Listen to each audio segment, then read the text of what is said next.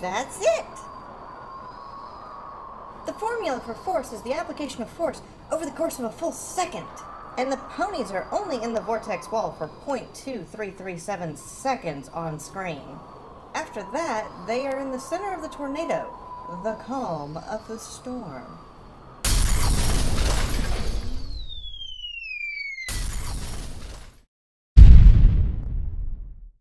Okay, so if the force is only applied for a fraction of a second, the ground's still here, right?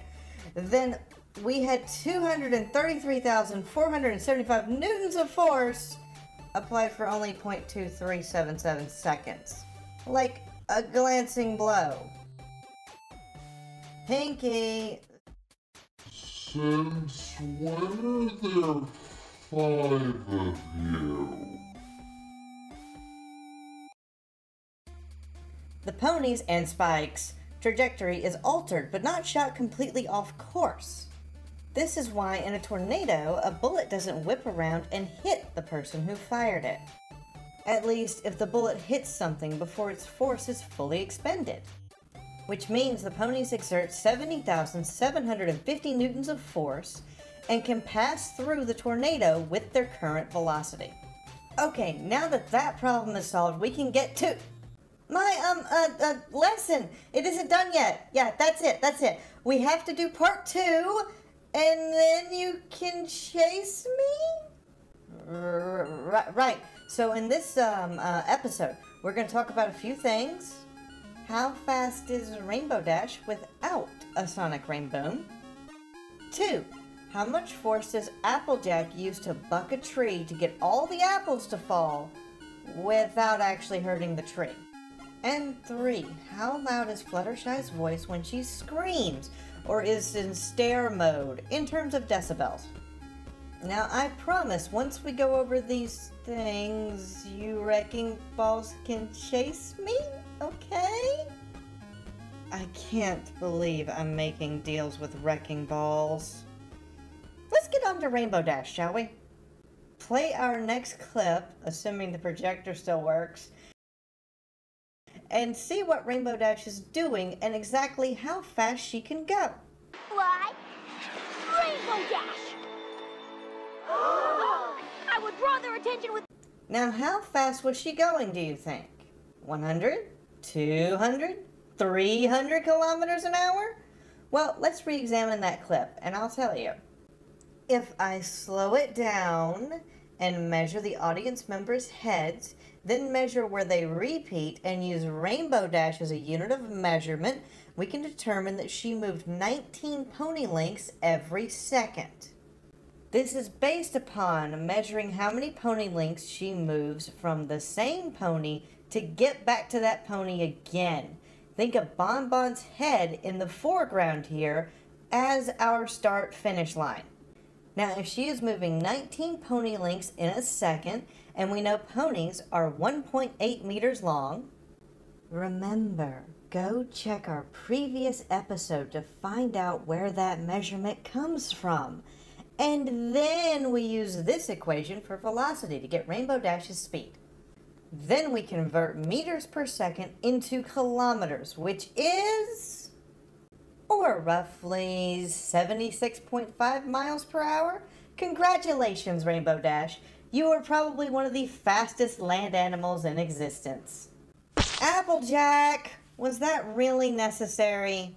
Fine. We'll do you next. Let's talk about apple bucking. How much force does she apply in order to hit the tree, knock all the apples off of it, and not actually hurt the tree? Yes.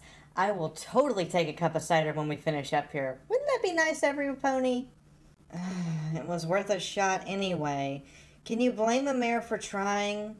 Anyway, let's find out how much force it takes to get those apples out of the tree without hurting the tree. Now, I'm going to assume that Applejack has autumn gold apple trees due to the shape and size of the apples they produce.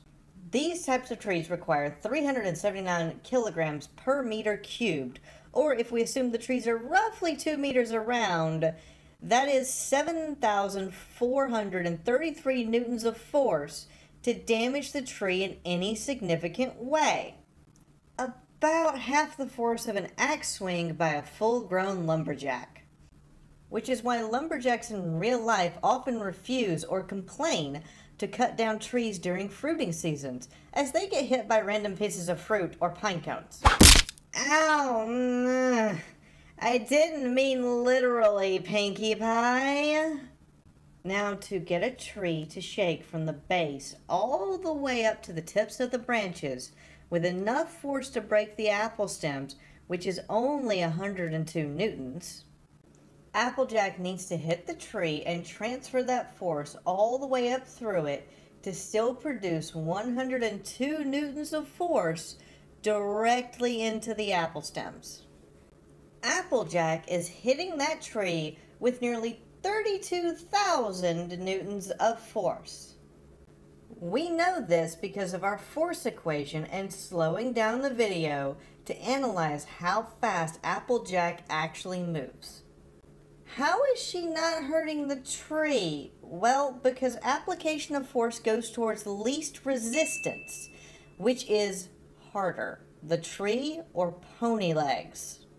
Displayed here is the minimum force required to cause damage to either one of these, but not necessarily outright break them. But this will cause some minor damage, a splinter, breaking bark, or a minor bruise to the bone itself. Now, if the tree doesn't move or fall, nor does it receive any actual damage, that means more force is going back into Applejack than into the tree. So we take 32,000 newtons and divide it between Applejack and the tree. Then we assume that Applejack receives 60% of the force while the tree only took 40.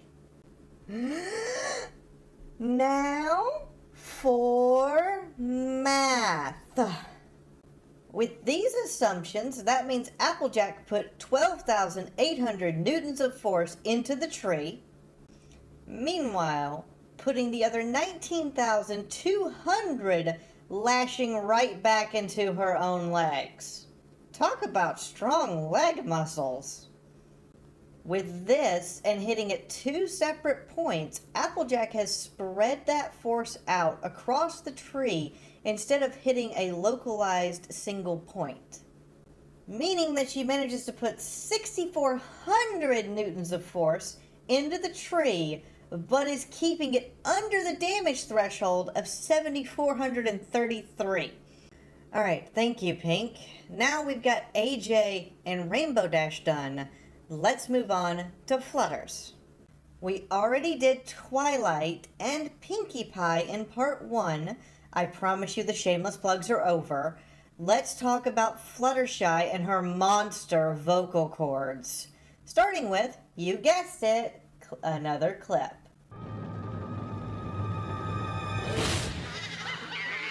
You're going to love me!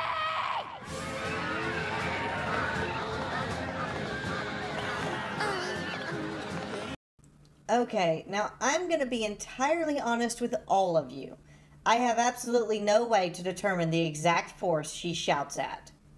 But I can give you an approximation so you can understand it.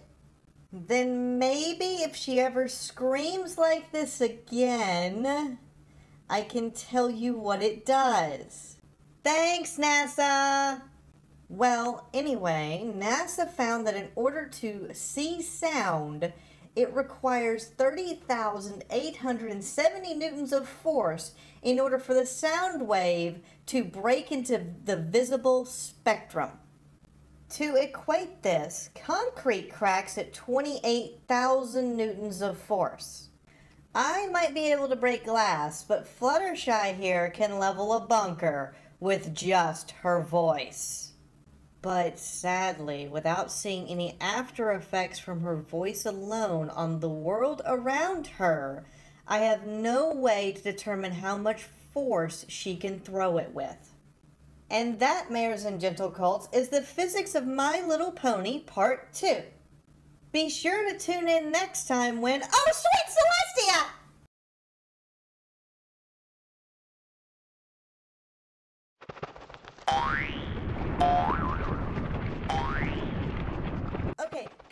out how to outrun these wrecking balls, but tune in next time when we'll figure out how ponies directly affect your...